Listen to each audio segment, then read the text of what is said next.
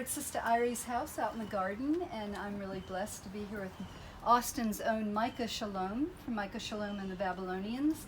And we have Kevin Batchelor here from New York City. Varied background with lots of interesting things to talk about.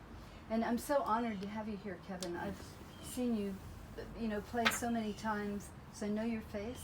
Yeah, and you. now I know a little bit more about your history, and I want to share that with our audience. Yeah, no problem. Let's do it. Thank you for having me. All right. Well, you're more than welcome. Come back again.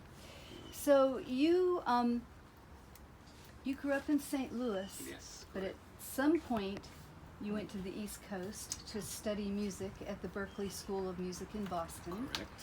And how do you compare the challenges of learning music by those who just learn on the streets versus those who attend a professional music college?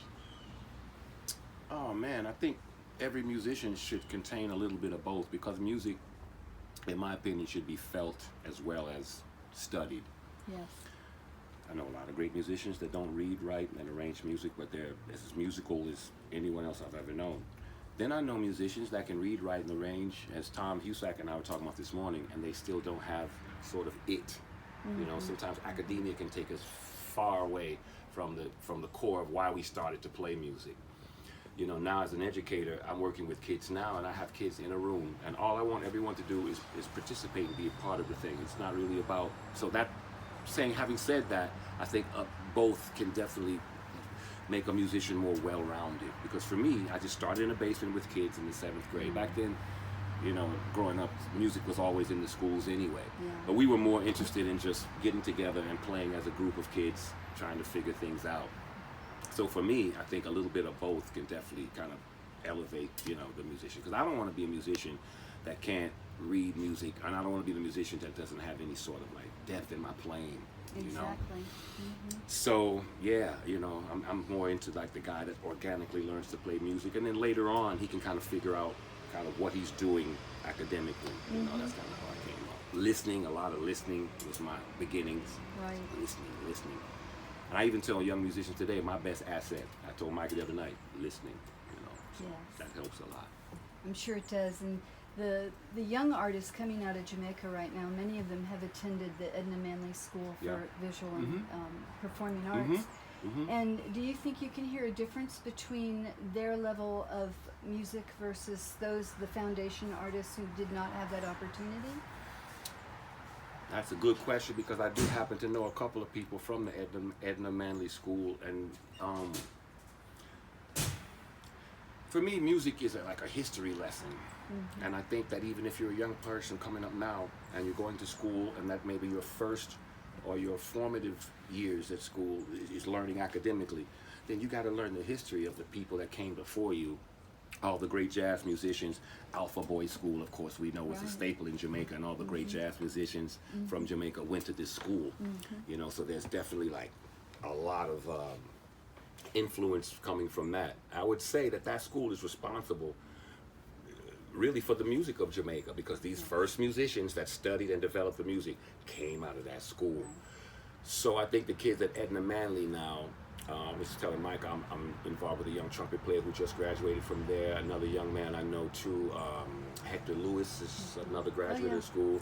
He plays with Chronics. He's a really great young man. He's a really great young man playing percussion with Chronics. And Hector is really special because he's really into the history. He wants to listen and talk to all the older musicians and get that feel in his DNA. Yes. And I think even for me as a jazz musician, you really want to learn about who did what first and try and get your influences from that. So I think it's history. It's history. I think as any musician, those guys that they got a lot of history in Jamaica, a lot of rich musical history, man. So I would say study. Study. Very good advice. Study the history. So you've also had some really exceptional experiences working with foundation artists from ska and also the early roots and dance hall. Yeah. And that led you to, in the early 1980s, you met Sugar Minott. Sure did. Amazing. How was it that you met Sugar after you moved to New York? He wasn't just walking down the street, I assume. Nope. And describe the relationship, because you were with him for 10 years. What was that like? Well, I was at Berklee College of Music studying jazz. I was a jazz performance major. And I had linked up with some musicians that saw me, and we started to sort of play locally in Boston. Western Front at that time was a very famous, well-known Boston in Cambridge, Massachusetts. All the touring bands would go there and play, and all the local bands would play there too. So I got caught up with a group called Healing of the Nations. He's a guy from Grenada, Eugene Gittens. He started the group. That was my first reggae experience as far as playing music. And the bass player in particular was a good friend of mine. He had some connections in New York. So on the weekends, we used to run to New York and back an artist, another good friend of mine who really started off for me, a man named Sammy Dread. Oh, yeah. Great Sammy Dreadlocks, big up Sammy Dread. He really was a guy that knew Sugar Minott. They were good friends back in the day, and we just kind of became acquaintances in that regard.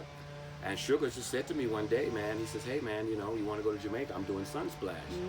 At that time, man, I didn't even understand anything about the culture. I didn't even understand patois that much. I didn't understand I was literally thrown into the thing.